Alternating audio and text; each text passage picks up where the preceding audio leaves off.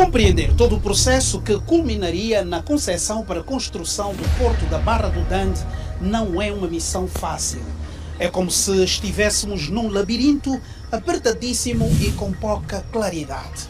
Este negócio bilionário começou a ser desenhado em 2017 com a publicação em Diário da República do Decreto Presidencial 207/17 de 20 de setembro. Na altura, o Conselho de Ministros tinha acabado de aprovar o projeto de construção do Porto da Barra do Dande, com uma extensão de cerca de 198 mil quilómetros quadrados, uma zona franca e uma zona económica. Toda essa infraestrutura seria entregue a uma empresa acabada de ser criada 3 meses antes, a Atlantic Ventures, uma empresa de Isabel dos Santos.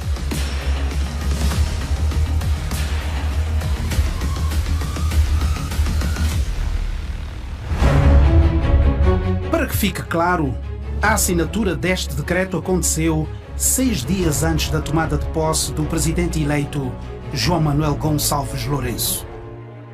Mas então, qual a razão para a criação do Porto do Dande? É sabido que em 2008 o presidente cessado da República anunciou das eleições, anunciou 2 grandes projetos fundamentais: a construção do novo aeroporto internacional de Luanda e a construção de um novo porto na Barra do Dande, um porto hub, dizer, um porto pivô, um porto de grande dimensão, um porto que faz cada transshipment, cada trânsito com navios feeders, que são navios pequenos, e com os navios grandes, que são chamados navios madres. Quer dizer que nós teríamos um grande porto que havia de crescer em Angola e que se situaria na Barra do Dande em 2008. O que se dizia na época era que o Porto de Luanda, com a evolução registada nos últimos anos nas operações portuárias e com as projeções de tráfego realizadas, não logrará a curto prazo satisfazer as necessidades de estiva e movimentação de cargas e descargas exigidas pelo comércio nacional e internacional. É aí que surge a Atlantic Ventures, constituída meses antes da aprovação do decreto presidencial que aprova o projeto de criação do Porto da Barra do Dande. A Atlantic Ventures, Sociedade de Desenvolvimento e Gestão Portuária S.A., constituída no dia 13 de junho de 2017 em sociedade anónima com sede em Luanda, na Ingombota, Rua Rainha Ginga, prédio número 177, quinto andar, com um capital de 4 milhões de kwanzas. Fomos à Rua Rainha Ginga confirmar o endereço e em busca do contraditório.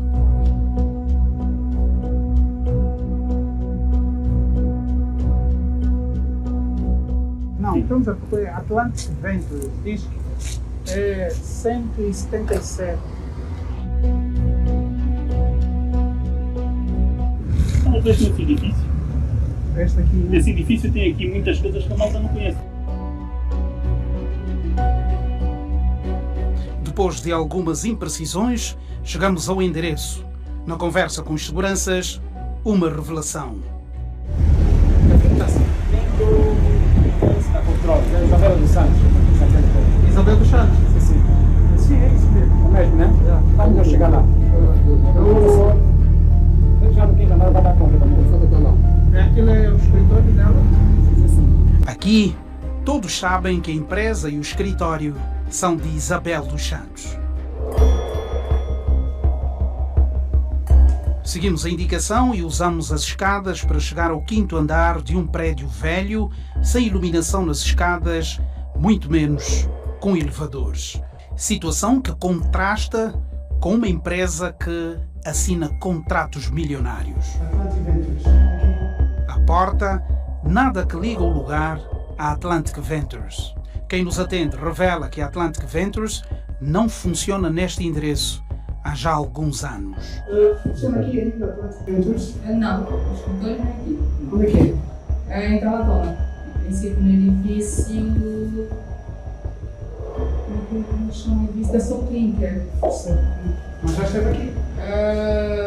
Sim, funcionou aqui.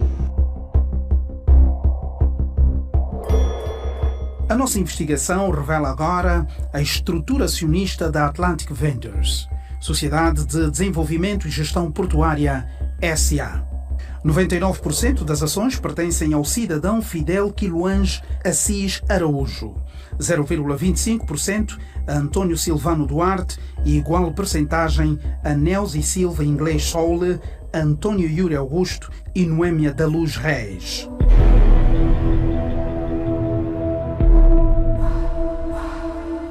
O mesmo Fidel Assis Araújo também assina pela Exxon Africa Limited, registradas nas Ilhas Virgens Britânicas. A Exxon é a empresa de Isabel dos Santos, que detém 40% da Esperança, que por sua vez detém 45% da Amorim, que detém 33,34% da Galp. O advogado de profissão é casado com uma das filhas de Marta dos Santos, tia de Isabel dos Santos. Documentos em nossa posse mostram que Isabel dos Santos usou o nome do seu cunhado, Fidel Assis Araújo, para registrar a Niária Holding, a empresa que o ex-presidente José Eduardo dos Santos concedeu um contrato de cerca de 3 milhões para que a empresa apresentasse o projeto base e documentação para a construção do aproveitamento hidroelétrico de Caculucabaça. Já Nelsi Silva Inglês Soule, com 0,25%, é amiga de infância de Isabel dos Santos, sua representante em vários negócios em Angola. Ela é a responsável de projetos da Urbinvest, de Isabel dos Santos, que ficaram com plano diretor de requalificação urbana da Península do Mussulo e Luanda. Os outros acionistas são também pessoas próximas à engenheira Isabel dos Santos, portanto, consideradas pela PGR como testas de ferro de Isabel dos Santos. A nossa investigação demonstra que foi usando da proximidade ao poder que Isabel dos Santos conseguiu aprovação para entrar no negócio da Barra do Dande.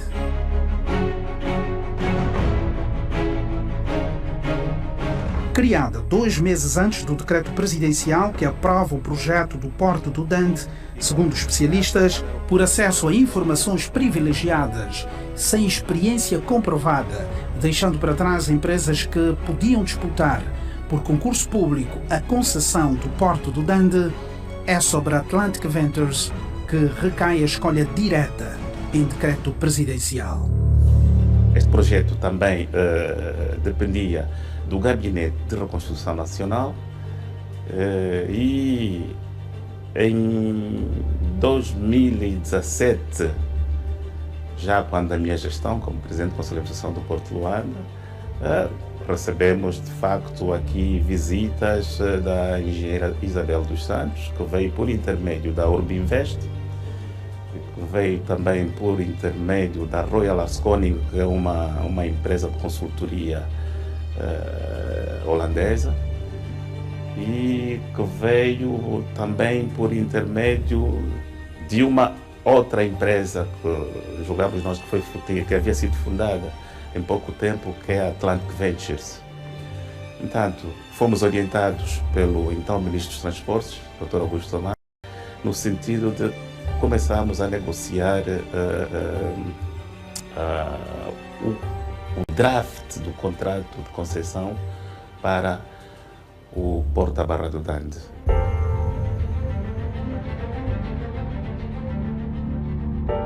Esta concessão traz já consigo instrumentos de blindagem que colocam o Porto de Luanda numa posição subalterna, abrindo uma longa estrada para a Atlantic Ventures fazer milhões de dólares e brilhar sozinha. Ao Porto de Luanda, o decreto obriga a entrar como parceiro no negócio com capital social de até 40%. do Porto de Luanda, num prazo de 3 anos, tinha que deixar de existir aqui no Porto de Luanda.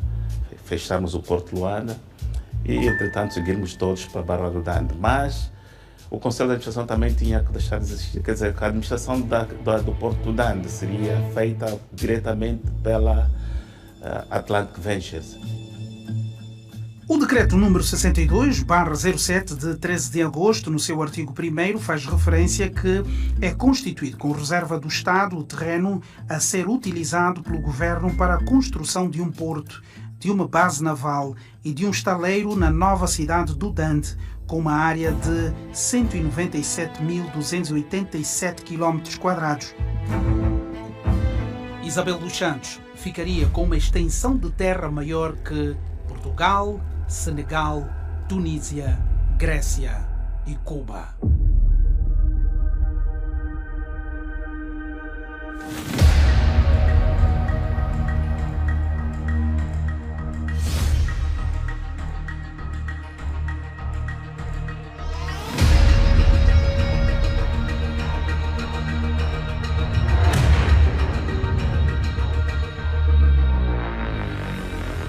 E para facilitar a vida a Isabel dos Santos e aos seus, o antigo presidente da República manda publicar em diário uma garantia de Estado, autorizando, neste caso, o Ministério das Finanças a emitir uma garantia soberana no valor de 1.500 milhões de dólares norte-americanos.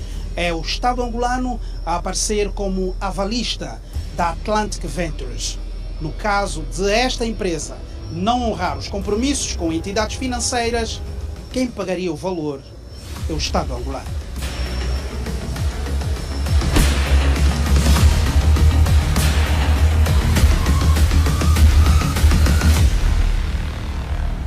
Note bem, com este valor, que também pode ser lido como 1 bilhão e 500 milhões de dólares norte-americanos, dava para construir e equipar 257 hospitais, semelhantes ao novo Hospital Provincial do Bié, recentemente inaugurado pelo Presidente da República. Toda a área à concessão do Porto da Barra do Dande é atribuído o estatuto de Zona Franca. A área adjacente à concessão é implementada uma Zona Económica Especial e o caderno de encargos seria apresentado pelo Departamento Ministerial competente. A Zona Económica Especial do Dande seria constituída por um período inicial de 60 anos. Isso quer dizer que a Zona Económica Especial estaria nas mãos de Isabel dos Santos e sócios até 2095. O Estado concedeu o direito de se construir um porto, explorar esse porto durante 30 anos. Ao fim desses 30 anos, o porto é do Estado. Mas, durante todos estes 30 anos, o Estado recebe uma renda fixa e variável do porto, bem como as taxas, e também, obviamente, participa na toda a parte da supervisão, toda a parte da autoridade, ou seja, toda a parte que é a parte da autoridade do Estado, ele continua a exercer dentro do porto, ele não se ausenta. Mas o investimento é realmente um investimento privado. Portanto, como se trata de um investimento privado, a lei que se aplicou foi a lei das concessões e não a lei da contratação pública. Regra geral, não se constrói um porto sem que se realiza concurso público internacional, porque os portos custam muito caros. Entanto, entregar a uma única pessoa ou uma única empresa não nos pareceu correto. Regra geral, seguindo as normas, não só a nossa legislação, que também não permite, e seguindo as normas internacionais, não nos pareceu correto esta atitude. Entregar a alguém uma estrutura, uma infraestrutura como aquela e ser gerida e construída por entidades singulares, isso não nos é correto. Não é correto para o país e nem para o mundo, não é? Porque nunca vi um porto a ser construído por uma pessoa e que detém um determinado valor, que nós sabemos como, porque primeiro é que podemos ver logo pelo valor da garantia soberana que aí existia, não é? Que significa dizer que o próprio Estado é que se estava a endividar. Portanto, não é correto. não é correto. Quer dizer que o pensamento aí não foi bem-vindo. Os custos totais da primeira fase do projeto foram avaliados em 2.500 milhões de dólares norte-americanos, incluindo todo o investimento, estruturação legal e financeira do projeto, custos financeiros, não financeiros e margem para a inflação.